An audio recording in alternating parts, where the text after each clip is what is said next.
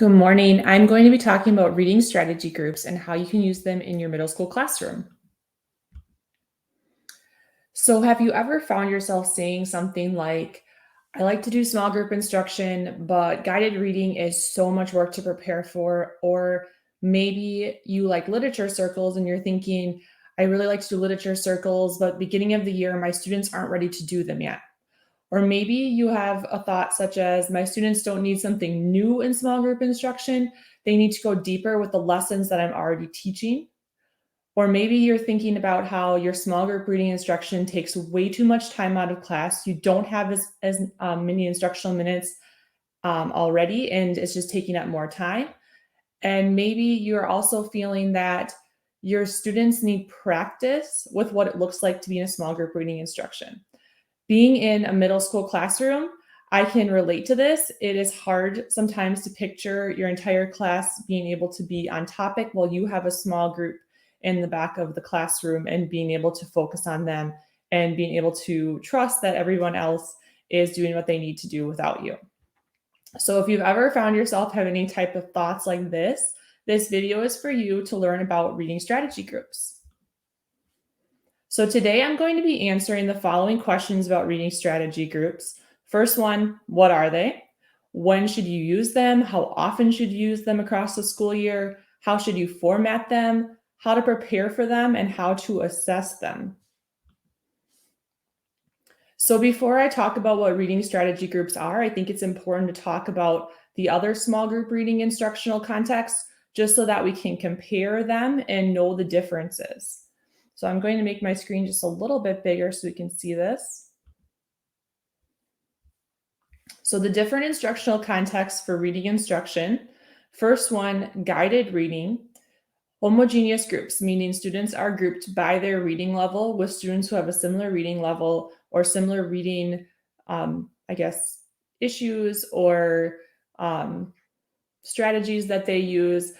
And these are teacher-led, and you're going to choose 4 to 5 books, and students are going to be grouped by their reading level. The teacher will be leading and facilitating this conversation and preparing for that conversation. Literature circles are very much opposite of guided reading. So these are heterogeneous groupings where students are not grouped by reading level, but instead by interest. You're going to still have those 4 to 5 book choices, and students are going to be able to select their top choices that they would like to read. The teacher will then take those top choices into account, group students accordingly. These groups are student-led, where you're teaching students to write their own discussion points and bring those discussion points to the group, and the students are then facilitating their own conversation. The next one is reading strategy groups, which I'm obviously going to be talking a little bit more about in this video. So these are heterogeneous groupings, so mixed ability reading levels. These are teacher-led, like guided reading. You still have the 4 to 5 book choices, and the texts are then selected by students. So just to go a little bit deeper into reading strategy groups, as mentioned, they are mixed ability levels of reading. Students get 4 to 5 book choices, they rank their top choices, and then the teacher assigns the books after viewing the students' top choices. The teacher is the one facilitating the conversations for reading strategy groups, and it's around a specific reading strategy that they've talked about in class that they'd like to go deeper with a group of students with. The teacher has the flexibility to choose the reading strategy from the reading mini lesson they're doing that day in class, or maybe the teacher is wanting to focus in on a specific reading strategy that they feel would be necessary for the group that they're working with that day. So when should you use reading strategy groups? How often should you use them? I really do think they're great for the first unit of the school year. The reason for this being that they don't require a ton of prep on the teacher's part.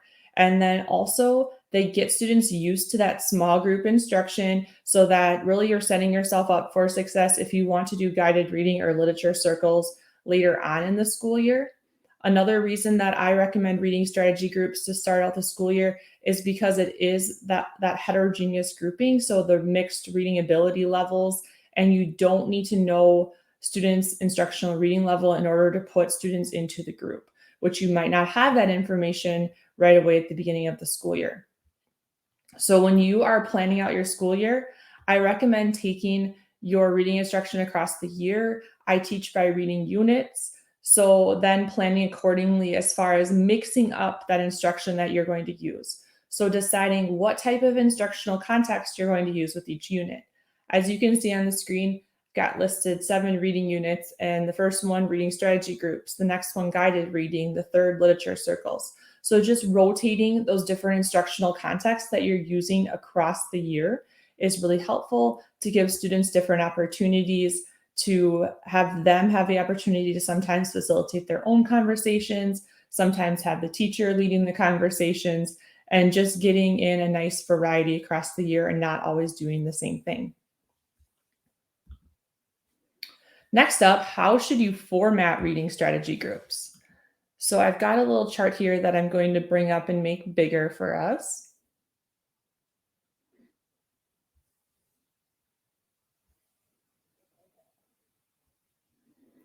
All right, so up on the screen, we have reading strategy groups and the structure for them. The first thing I recommend doing with reading strategy groups is to do a speedy summary. For any middle school teacher who's ever done small group reading instruction, you know that sometimes you can spend the entire small group instruction on summarizing and trying to see if students are understanding what they read that day. So start with a speedy summary. Ask students to share the most important events that happened in the section of reading that you're talking about for that day, and ask them to do that in sequential order. And just get that out of the way right away so that you're not spending the entire time focusing on summarizing. Unless, of course, that's the reading strategy that you're focusing on for that day.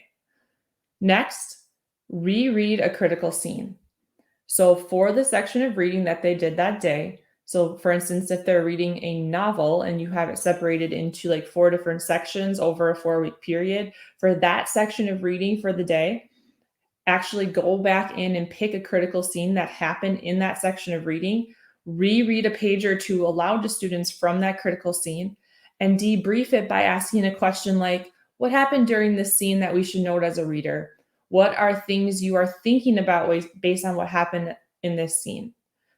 Next is when you're actually going to dig deeper into the reading strategy that you want students to practice in that small group instruction for that day. I'm going to show you what that looks like next.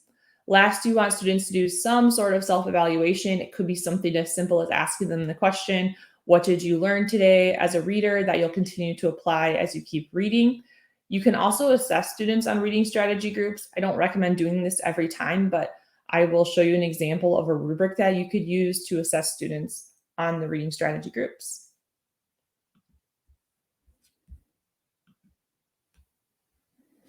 So next up, how should you prepare for reading strategy groups? Anybody who's done guided reading knows that that's something that takes a long time to prepare for, preparing within, beyond, and about questions about the text, preparing your text introductions for the different sections from multiple books. That takes a lot of time. So reading strategy groups, the 3 things that you should do is you should think of the reading strategy group structure that I just showed you. You should then name the reading strategy that you want to use with students from your actual reading mini lessons that you're using. And then you should prepare prompts to reinforce the reading strategy with students.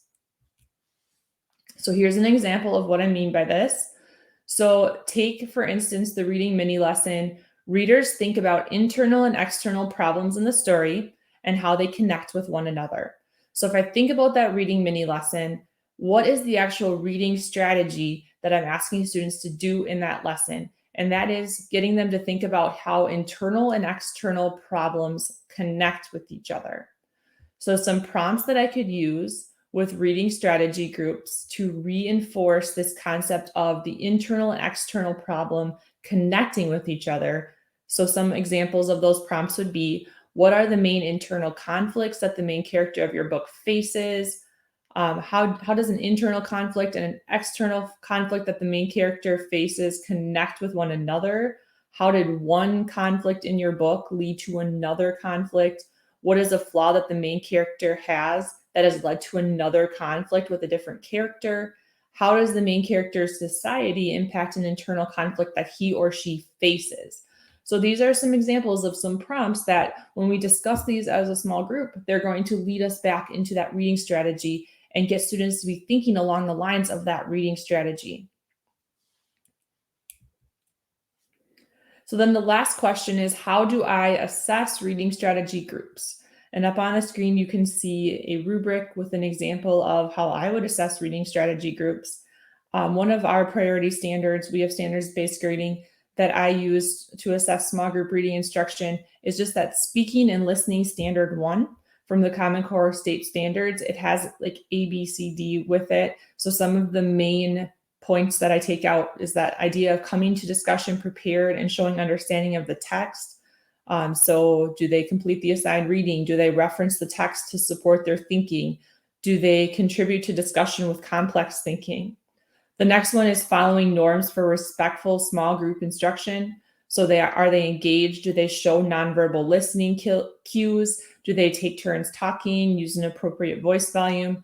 And then the last one is, do they ask and answer questions to create a rich discussion of the text?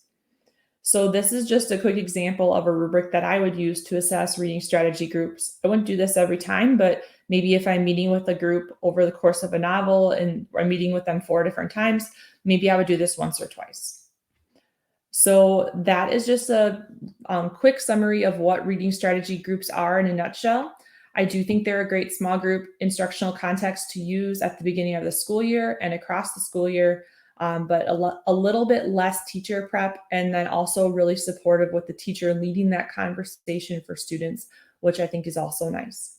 If you have any questions about reading strategy groups, make sure you leave me a comment in the comments. This rubric is actually included in all of my reading units that are available, and I can answer that question after the video. But thank you so much for tuning in, and I look forward to talking to you more about reading strategy groups in the future.